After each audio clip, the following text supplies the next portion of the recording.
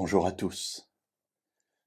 Lorsque nous travaillons, quel que soit le métier que nous faisons, nous nous attendons à recevoir un salaire que l'on peut qualifier d'une récompense. Se dit, on veut en retirer quelque chose et c'est tout à fait normal.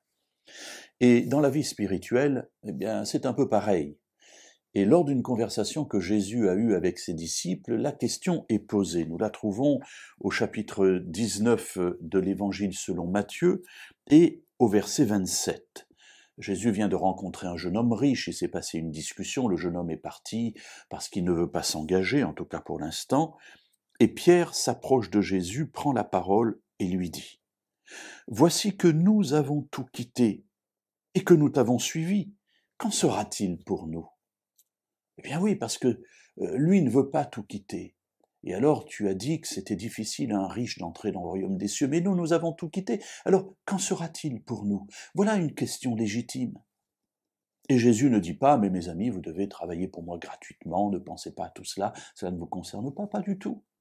Il va leur répondre avec beaucoup de douceur et beaucoup d'intelligence. En vérité, je vous le dis, quand le Fils de l'homme, au renouvellement de toutes choses, sera assis sur son trône de gloire, vous de même qui m'avez suivi, vous serez assis sur 12 trônes et vous jugerez les 12 tribus d'Israël. Alors bien sûr, ça s'adresse spécifiquement aux apôtres, aux plus proches de Jésus qui l'ont accompagné durant sa vie terrestre. Pour nous, nous ne serons pas là pour juger les 12 tribus d'Israël, en tout cas pas sous cette forme, même si nous ferons partie d'un jugement, mais c'est une autre histoire.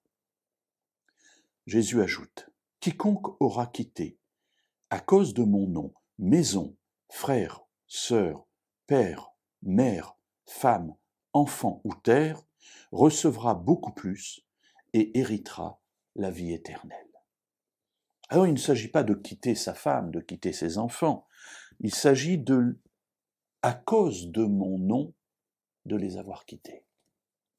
Voilà. La vie spirituelle peut nous amener parfois à vivre des déchirements dans notre existence. Cela peut être la perte d'un travail parce que pour le Shabbat, nous sommes obligés de quitter, de changer d'orientation. Cela peut être aussi un époux, une épouse qui ne se sépare de nous parce qu'elle ne supporte plus notre vie spirituelle. À nous de bien la vivre d'ailleurs, mais c'est encore autre chose. Et il peut arriver donc ces déchirements. Et Jésus dit, jamais, jamais cela n'est oublié. Parce que si, à cause de mon nom, il y a eu ces déchirements dans votre vie, vous recevrez beaucoup plus dans cette vie-ci. Et l'Évangile selon Matthieu rapporte « et la vie éternelle ». Alors l'assurance nous est donnée, mes amis, avançons avec confiance. N'ayons pas peur. Dieu ne perd rien de ce que nous avons fait, et la récompense sera là.